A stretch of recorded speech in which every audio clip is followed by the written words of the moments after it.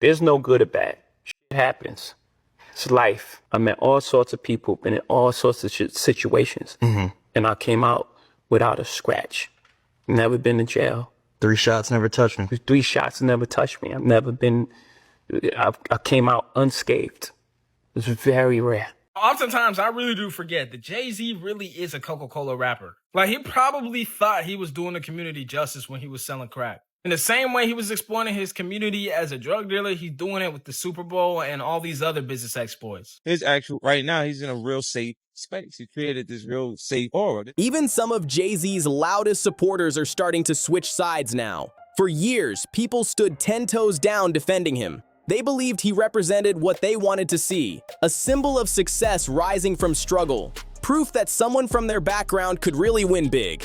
His victories felt like victories for the whole community. But when his recent Times Square casino project fell apart, it started making people look twice, and the picture suddenly didn't look so inspiring. And when you really start digging into his other moves, the NFL partnership, the liquor brands, the streaming platform, a pattern starts jumping out fast. Critics say Jay-Z often promotes these ventures like they're uplifting the culture, but in reality, they claim the biggest win always lands in his own pocket. There is absolutely no reason why there should be a casino in the hood. Then we had the situation with the Barclays Center. He was over here posing as if it was gonna help the community. It's gonna bring jobs. It's gonna help the locals. It's gonna help business. Like, they always do this thing where they act as if they're going to help the local community, and then they end up exploiting it and contributing absolutely nothing. What raises even more eyebrows is how these projects sometimes get wrapped in social justice messaging, while some observers argue they may actually bring negative effects to the same communities being mentioned. This is the kind of conversation some loyal Jay-Z fans may not want to entertain, but as the details stack up, some people are starting to say that blind loyalty might actually be part of the issue too. Back in June 2005, Jay-Z appeared on Kanye West's Diamonds from Sierra Leone remix and delivered the famous line, "I'm not a businessman, I'm a businessman." That quote became more than just a lyric. It became a mission statement. It showed how he saw himself, not just as an artist, but as a full brand. About a year later, that idea really started showing itself in how he moved throughout his career. Jay-Z often talked about Cristal champagne as a symbol of the luxury lifestyle he reached after growing up with very little. But then in May 2006, things took a sharp turn when Frédéric Rousseau, the head of the company behind Cristal, gave a now infamous interview with The Economist that got people talking. He was asked about the brand's connection to the flashy bling-bling image and whether that lifestyle could be, quote, detrimental to the brand. His response raised eyebrows fast. He said, "What can we do? We can't forbid people from buying it. I'm sure Dom Perignon or Krug would be delighted to have their business." That comment did not sit right with Jay-Z at all. Soon after, Jay-Z fired back with a public statement saying, "It has come to my attention that the managing director of Cristal views the hip-hop culture as unwelcome attention." He continued, "I view his comments as racist and will no longer support any of his products through any of my various brands, including the 40/40 Club, nor in my personal life." That was a strong public break, and people noticed immediately. What was that champagne brand that he's saying he doesn't drink anymore? Cristal. Cristal. So you remember before Ace of Spades, Cristal, right? And so there was just a whole, black people drinking Cristal, had it in the rap videos and stuff. And then somebody interviewed the CEO of Cristal, and he was like, you know, if they buy it, they buy it. There's nothing we can do about it. Just like a sneak diss towards our community, right? And so that's when Jay-Z came out with like, "I don't drink Cristal, they racist," something like that. But he was talking about the mistake they made is they didn't realize people don't buy a product, they buy a story, right? They buy into that story. This is the vision, right? Like, the product I offer sells itself. You need the product. Everybody around here needs the product. They need to understand why. But I know me as a black man, as an African, right? There's more power in our community through storytelling. The 40/40 Club, his upscale nightclub, quickly removed the champagne, and Jay-Z encouraged others to boycott it too. Then fans spotted something interesting in the music video for "Show Me What You Got." Instead of crystal bottles, there was a flashy gold bottle of Armand de Brignac, better known on the streets as Ace of Spades. From that moment on, that became his new signature drink, and it wasn't by accident. In his 2009 track, Jay-Z even rapped, "I used to drink Cristal, them is racist, so I switched gold bottles on that spade." The message was clear. He was making a statement while making a switch. But what really got people talking was this. He didn't move to a well-known competitor. Instead, he started backing a champagne brand that most people had never even heard of before. French newspaper Le Monde later suggested this looked more like smart marketing than old-school wine tradition. Armand de Brignac was connected to the Cartier family and had basically been sitting unnoticed since the 1950s. But once Jay-Z's name got attached, along with the powerful anti-racism narrative, that low-profile champagne suddenly started popping up in elite circles, VIP sections, and some of the most exclusive rooms on the planet. In September 2012, Jay-Z and Beyoncé hosted a major fundraiser for President Obama at the 4040 Club in Manhattan. The event screamed luxury and influence, especially with a giant display featuring a tower built from 350 bottles of Ace of Spades champagne. The message was clear. This wasn't just a party. This was power networking at the highest level. It's not even God forbid when something goes wrong. When something goes wrong, everything in life happens for your greatest good. By 2014, Jay-Z made an even bigger move and took full ownership of the brand. Then in 2021, luxury giant LVMH, Louis Vuitton Moet Hennessy, bought a 50% stake for a price they never publicly revealed. That alone got industry insiders talking. But what really stood out was that LVMH didn't take full control. They kept Jay-Z involved, and many observers believe that was very intentional. For the business to keep its buzz and cultural weight, Jay-Z's name had to stay attached, just like his famous line suggested. He wasn't just running businesses. In many ways, he was the business beyond money. He brought something even more rare: cultural influence. That kind of influence is something most CEOs can't just buy. But by partnering with Jay-Z, they could tap into it instantly. While the deal was being finalized, an LVMH spokesperson even admitted that Jay-Z gave them access to a whole new audience they couldn't easily reach before.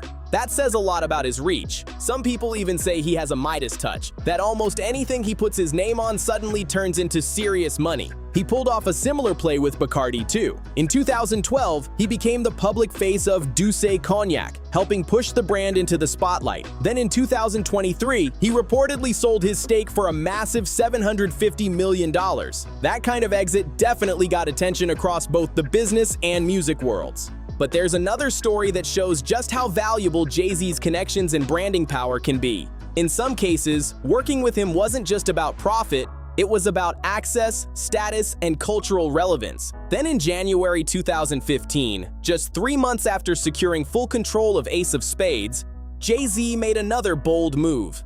He bought a company called Aspiro for $56 million, which would later become the foundation for his streaming service, Tidal. I had to not get a deal in order to become who I am today. It didn't feel like the greatest blessing of all. It was the greatest blessing that I didn't get a deal, right?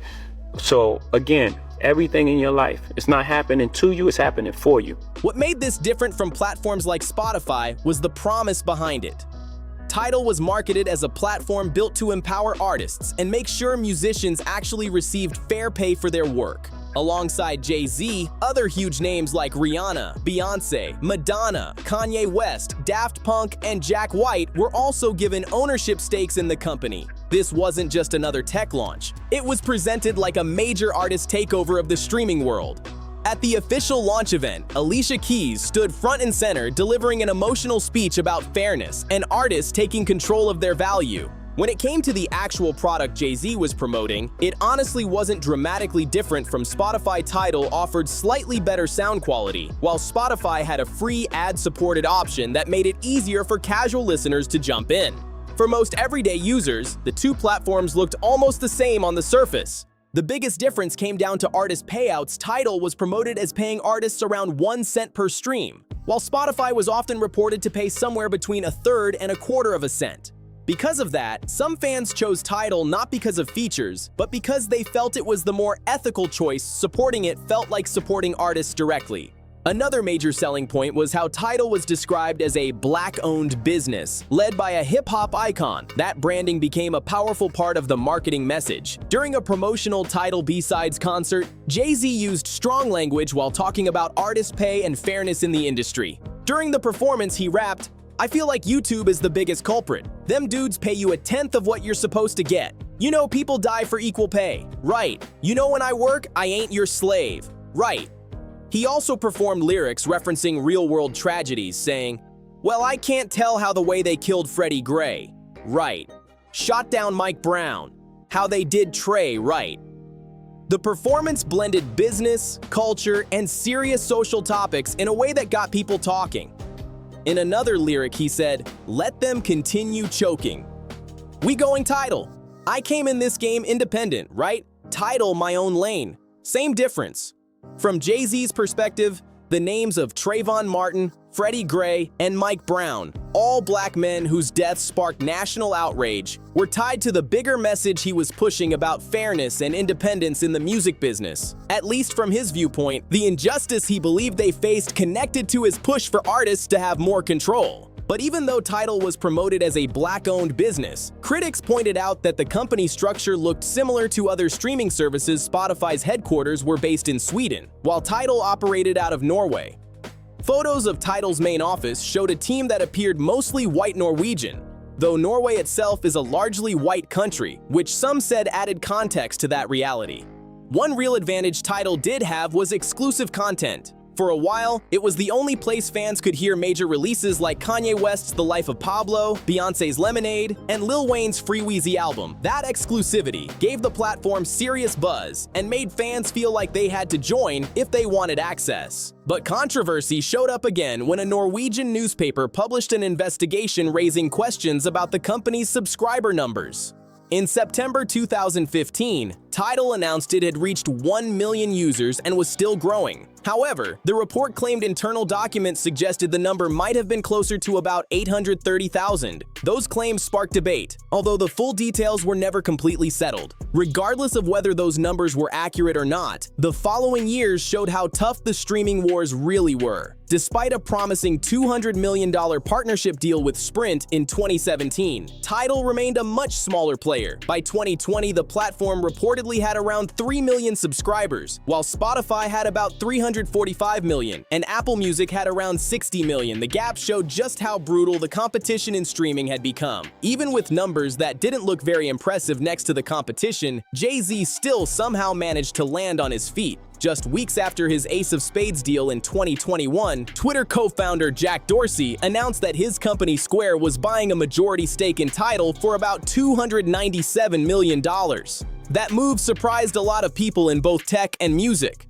As part of the deal, major artists like Beyoncé, Madonna, and Rihanna kept their ownership stakes and became some of the largest minority shareholders. Meanwhile, Jay-Z secured himself a seat on Square's board of directors, putting him right inside another powerful business circle. Some industry watchers believed Jack Dorsey was thinking the same way LVMH did. If you want the brand, you also need the cultural power that comes with Jay-Z. In business spaces, some people even called this the cool factor, the idea that Jay-Z's influence and reputation brought a kind of social currency that money alone couldn't buy. Still, critics argued that while the deal clearly worked out well for Jay-Z financially, it didn't fully match the bigger moral mission that Tidal had originally been marketed around. There were also claims from Nicki Minaj, who said she did not receive the $9 million payout she believed her ownership share was worth. Instead, she said she was offered around $1 million with a short 24-hour deadline to accept. According to her account, she turned it down. These claims added more debate around how much artists actually benefited from the platform compared to the headlines. Some commentators in hip-hop and academia had already started pointing out a pattern they believed they were seeing. They argued that Jay-Z often presented his ventures as bigger cultural or social movements, but in the end, they felt the clearest financial wins often circled back to him. Even so, many observers also noted that these were still legal business deals, and there were no confirmed legal violations tied to these criticisms. But things really started heating up when Jay-Z partnered with the NFL. That's when the criticism got louder and more emotional. In 2019, the NFL was still dealing with major public relations problems. 3 years earlier, Colin Kaepernick had taken a knee during the national anthem to protest racial injustice. After leaving the San Francisco 49ers in 2017, he remained unsigned, and many people believed he had been pushed out of the league because of his protest stance. Colin Kaepernick had a huge wave of supporters who were angry at how the NFL handled his situation. Big names like Cardi B and Rihanna were among the artists who reportedly turned down Super Bowl performance offers because of the controversy. One of Kaepernick's most visible supporters at the time was Jay-Z. He even wore Kaepernick's jersey during a Saturday Night Live performance and publicly encouraged artists to boycott the halftime show in solidarity. The biggest lie ever told to the black community was the myth of black excellence. And basically what it's done is made black people worship wealth. Like, some of us truly only care about money over community. And that's how you get situations like Jay-Z doing the NFL halftime, getting involved with Roger Goodell in the midst of the Colin Kaepernick protest. When the 2019 Super Bowl was held in Atlanta, a city many consider a major hub of hip-hop culture, the halftime show choice raised some eyebrows. The main act was Maroon 5, a pop rock band from California. Even though Big Boy and Travis Scott made guest appearances, some critics felt the lineup didn't fully reflect the city's deep hip-hop roots, and the optics became part of the conversation. Soon after, the NFL made a strategic move. They partnered with Jay-Z, bringing in Rock Nation to help produce halftime shows and, as they described it, amplify the league's social justice efforts. From a business standpoint, it looked like the NFL was trying to rebuild trust by bringing in someone with serious cultural credibility. There were also rumors floating around at the time suggesting Jay-Z might even be interested in owning part of an NFL team, though nothing official ever came from that. Still, the partnership itself created a lot of debate. During a widely discussed press conference, Jay-Z was asked directly about Kaepernick and the protests that had caused so much controversy. What Jay-Z allegedly did to Colin Kaepernick needs to be studied by the black community, because this is how we keep on getting played. Today, Van Lathan admitting that while he was a reporter at TMZ, Rock Nation was allegedly calling Harvey Levin, purposely trying to plant negative stories about Colin Kaepernick. When asked if he would personally take a knee, his response sparked strong reactions. Kaepernick's former teammate Eric Reed publicly criticized the comments, and sports analyst Shannon Sharp pointed out what many fans were thinking. Some people who had followed Jay-Z's earlier call to boycott the NFL now felt confused seeing him working directly with the league. The situation quickly became a heated topic across both sports and music conversations. And now we're going to run it back to look at how trifling it really was. In 2017, when Colin Kaepernick was sacrificing his whole career, Jay-Z was wearing his jersey on stage, dedicating the story of OJ to him, telling him he was the best thing since sliced bread for standing up against police brutality. If you also remember, in the song Ape Shit, Jay-Z was also saying, F the NFL, I don't need the NFL, they need me. But in 2019, that story changed. All of a sudden, Jay-Z became friends with Robert Kraft, who introduced him to Roger Goodell. And do we want to talk about how that conversation probably went? Hey, you guys are having some problems over there with the black folks. Well, I got a guy that's really connected with the black people. I'm just saying, maybe he can help you out. Miami Dolphins player Kenny Stills took a more cautious approach at the time, basically saying, let's wait and see how this plays out. And to be fair, Rock Nation really did help reshape the Super Bowl halftime show in the years that followed. The 2022 show especially felt like a huge cultural moment. Dr. Dre, Snoop Dogg, and Mary J. Blige took the stage in Inglewood, and many fans felt like hip-hop was finally getting the spotlight it deserved on that platform. Still, sports journalist Jamila Hill pointed out something important. She argued that, similar to some of Jay-Z's earlier ventures, these moves may have created opportunities for certain individuals, but didn't necessarily create broader change across the system. That critique kept the debate alive about what real progress actually looks like. The 2025 halftime show also sparked debate depending on how you look at it. Kendrick Lamar delivered what many people called a historic performance, with appearances from major figures like Samuel L. Jackson and Serena Williams. But because the event took place in Louisiana, some fans questioned why Lil Wayne, a New Orleans legend, wasn't chosen as the headliner instead. Lil Wayne later told Rolling Stone that the decision hurt him and that he felt like he had been led to believe he might perform. He explained, "It's a bunch of things they're going to tell you to do and not do. Ask to kiss and not kiss. If you notice, I was a part of things I've never been a part of, like Michael Rubin's all-white parties. I'm doing stuff with Tom Brady. That was all for that. You ain't never seen me in them types of venues. I ain't Drake. I ain't out there smiling like that everywhere. I'm in the studio, smoking and recording." His words gave fans a rare look at how these decisions can affect artists behind the scenes. Jay-Z's overall impact on the NFL partnership really depends on who you ask. Because of his legendary music career, many people are willing to give him the benefit of the doubt. But one project that proved much harder for supporters to defend was his casino proposal. In December 2022, Rock Nation teamed up with SL Green Realty and Caesars Entertainment to propose a massive casino resort right in Times Square. In a public statement, Jay-Z said, "New York is a beacon, the epicenter of culture. We have the opportunity to create a destination at the heart of Times Square, the true crossroads of the world." It's particularly like Broadway. We're not coming to compete with Broadway. We're coming to add. We're coming to be additive. You know, anything that we've done in the past, we've always included the community. We've never excluded the community. The proposal immediately sparked strong reactions on all sides. In his statement, Jay-Z said, "My partnership with SL Green and Caesars, this coalition has all the promise and commitment to economic opportunity, growth, and enrichment for the community and everyone who visits the Empire State." The pitch sounded strong. The promise was new jobs, more money flowing into the area, and a new entertainment spot where visitors could have a good time. The argument from Roc Nation's side was pretty direct. New York was planning to approve 3 casino licenses, Resorts World and MGM were already seen as the clear front-runners, leaving one final license open for competition. Jay-Z's group pushed the idea that their proposal stood out because they claimed to be focused on community benefits, not just profits. Black celebs are puppets, man, and they contribute absolutely nothing to the black community a lot of times. I don't care how you put it, bro. We don't need casinos in the hood. That's also why Jay-Z became the public face of the project instead of SL Green CEO Mark Holliday, even though SL Green is one of the largest commercial real estate owners in Manhattan. Having Jay-Z front and center gave the project cultural weight and public attention that a typical real estate executive probably couldn't bring.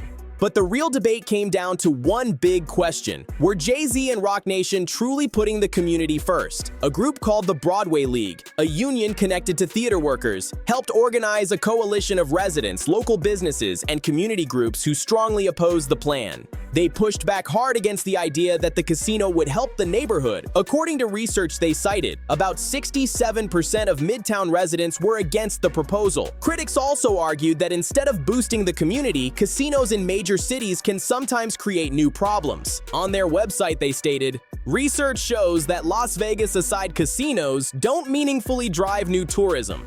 Instead, they act as magnets for local gamblers and prey on vulnerable populations." That claim added even more tension to an already heated debate around the project. Opponents warned that a Times Square casino could bring economic and social disruption instead of real development. Some residents argued it might make the area feel less welcoming for families visiting from around the world. Others said it could hurt Broadway theaters that had only recently started recovering after the pandemic shutdowns. They pointed out that tourists were finally returning to live shows and restaurants around Times Square, bringing energy back to the district. Critics also argued that casinos are designed to keep visitors inside their buildings as long as possible, spending money on their own restaurants, stores, and entertainment instead of supporting nearby businesses.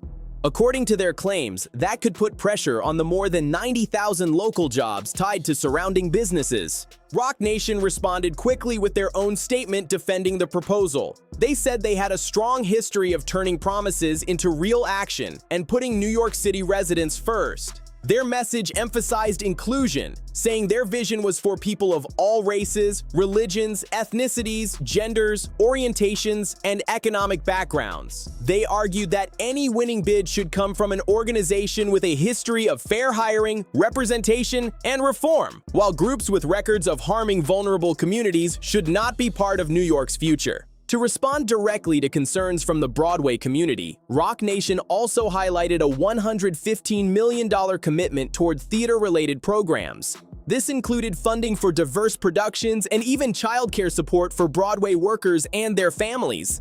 They clearly wanted to show they were trying to meet critics halfway. As for fears about crime, Roc Nation said their plan included new investments in sanitation and security. Their proposal promised improvements stretching from the Times Square bow tie area all the way west toward Hell's Kitchen. The goal, they said, was to make the district cleaner, safer, and better managed if the casino project moved forward. One detail Roc Nation's critics were quick to point out was that other bidders weren't trying to place casinos directly in Times Square. Some competing proposals suggested locations many people felt made more sense, like Coney Island or near Citi Field. That comparison made some residents question whether Times Square was really the best fit for a project like this. At the same time, TYT sports commentator Rick Strom highlighted research questioning how much casinos actually help local economies. Some studies suggested the financial benefits might not always match the big promises often made during the bidding process. That added more fuel to an already intense debate. And just like with Tidal, some observers said Jay-Z seemed to be using his network and influence to rally support Fat Joe, who is also connected with Roc Nation, showed up at an event supporting the casino proposal, including a long promotional gathering offering free food to attract attention. Alicia Keys, another Roc Nation affiliate, also met with New York residents to speak positively about the project and its potential benefits. Our goal is simple. We want to create a better service and a better experience for both fans and artists, and that is our promise to the world. Our mission goes beyond commerce, it goes beyond technology. Our intent is to preserve music's importance in our lives. Support also came from outside the company's civil rights activist Reverend Al Sharpton, who has known Jay-Z for many years, publicly supported the proposal. Actor Wendell Pierce, widely known for playing Bunk in The Wire, also backed the project despite strong opposition from parts of the Broadway community. However, a Vanity Fair article pointed out some interesting timing. Roc Nation had pledged $15 million toward a civil rights museum, an issue Reverend Sharpton has long supported. They also pledged $10 million toward historically black theaters, something closely connected to Wendell Pierce's advocacy work. Critics suggested these donations may have played a role in shaping public support, though Roc Nation presented them as part of their broader community investment plans. That same Vanity Fair report also described a tense moment involving State Senator Liz Krueger during a Zoom meeting about the proposal. According to the report, she was asked if she wanted to meet Jay-Z during the discussion. Her reported response was direct and unexpected. She said, "Why? I don't like his music particularly." The reaction from others on the call was reportedly surprise, replying, "You don't want to meet Jay-Z?" That exchange quickly became one of the more talked about moments surrounding the project. Someone on the committee even joked, "Well, you know who he's married to," suggesting that when Jay-Z's star power alone wasn't enough to win people over, Beyoncé's influence was also part of the conversation. But in the end, none of that celebrity power changed the final outcome. A community advisory committee voted against the casino project. S.L. Green CEO Mark Holliday reacted strongly, criticizing the decision as if something hugely beneficial had been blocked, comparing it to stopping a major public project. You know it. We met the standard and then some, and the only one with courage to stand up is the governor and the mayor appointees, and everybody else runs and hides. Go run and hide. Because what you did, the benefits you denied this community and this city and state, you have to live with that history forever.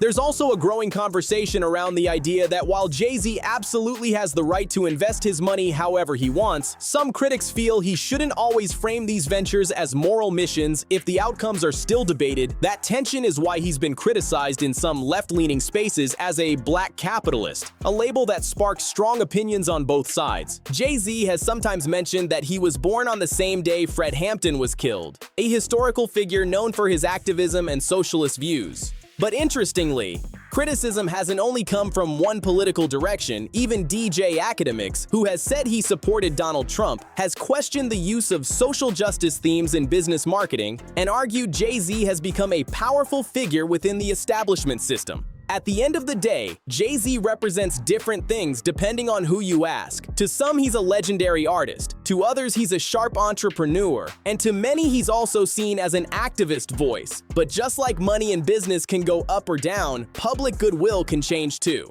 Some observers believe the reputation he built with fans over decades is now being tested more than ever. If you found this breakdown interesting, make sure you like, subscribe, share this with someone who follows hip-hop business stories, and drop your thoughts in the comments. Is Jay-Z playing smart business moves or crossing the line? Let's talk about it.